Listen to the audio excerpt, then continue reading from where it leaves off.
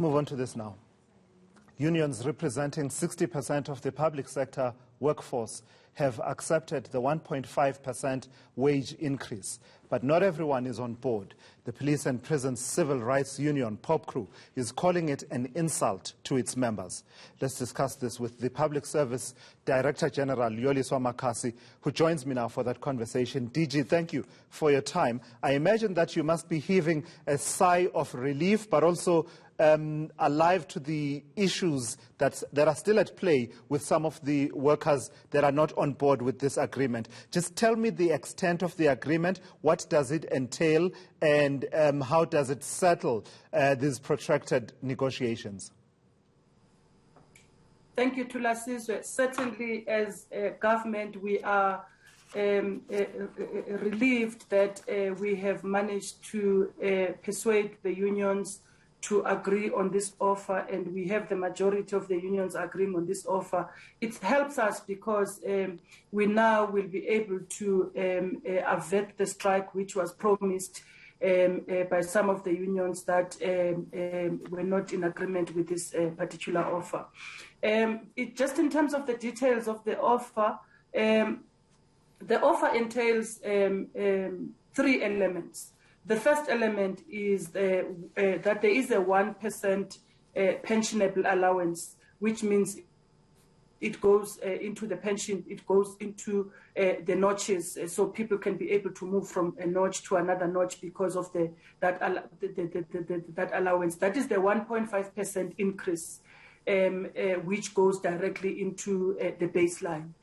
Then the second element of it is an amount, what we call a cash gratuity, which is a monthly payment of not less than 1,000 rands per employee after tax deductions have been made. So you would see, when you see the agreement, that there's a sliding scale in terms of that amount, because we also had to accommodate the tax considerations for our employees, especially those who may be at higher level. So you'd see, for instance, an employee at level 12 would be getting a 1.650 per month, whilst an employee at level 1 would be getting 1,200 per month, because we had to accommodate the tax issues.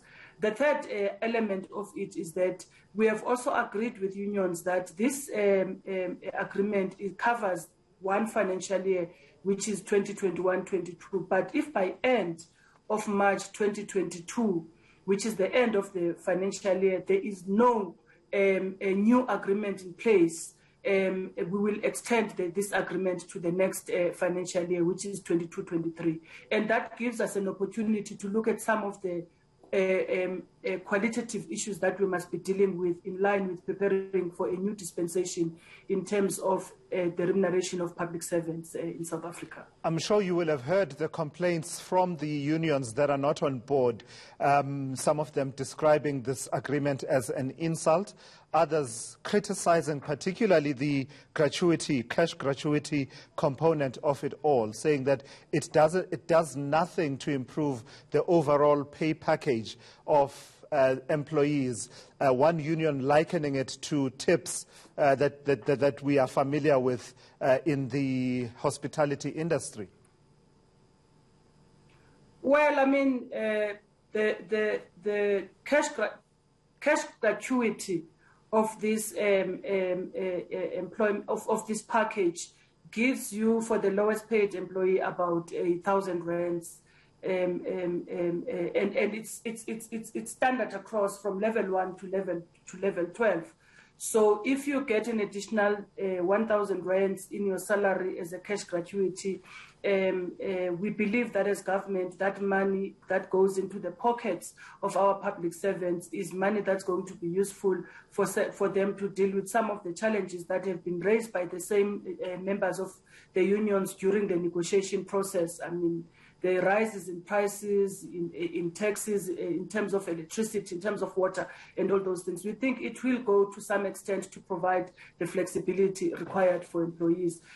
Just as a fact, again, for the lowest paid employee currently in the public service, they will be receiving around 11% increase. If you include the 1.5%, which goes directly to the baseline, plus this amount, which is cash gratuity, and it covers a period of a year up to 2 years if we don't have an agreement in place. So I will not comment on whether it is an insult or not, but what I can tell you is that as government, we are at least happy that there is money that goes into the pockets of our employees, and we have listened to the cries of our employees who have raised a number of issues around the cost of living. And this adjustment may not be perfect, but it does move a point in terms of meeting our employees halfway. And I don't think you'll find many people who will disagree about on that particular scope, because the cost of living really has gone high, given the time that has passed since they last received a salary increase or adjustment of any kind, civil servants.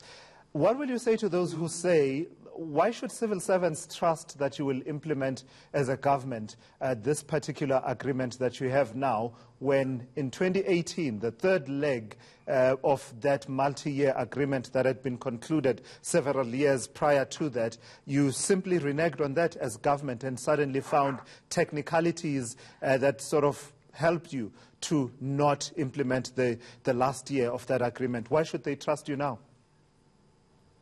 So in terms of the bargaining processes, we as the employer or even the unions, you can go back to council to propose if you want a review of the agreement or whatever. So as government last year, what we did, the first step we did was to go back to council in February 2020, and we asked for a review. And some of our partners in Labour did not agree and decided to go to court in respect to that matter. So I think it's important that we clarify that we as government were committed, and that's why we went to council. And there's various offers that we made even then, that we said, even though we cannot pay the money as agreed to, in terms of the bargaining process and take it to the baseline, because the problem was the baseline. However, we can meet the employees halfway or in this way and be able to pay a certain level of the amount as cash gratuity for employees. But our partners from Labour did not agree to that.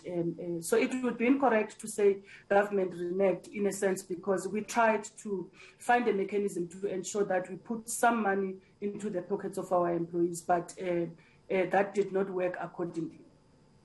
So we are committed to, yes.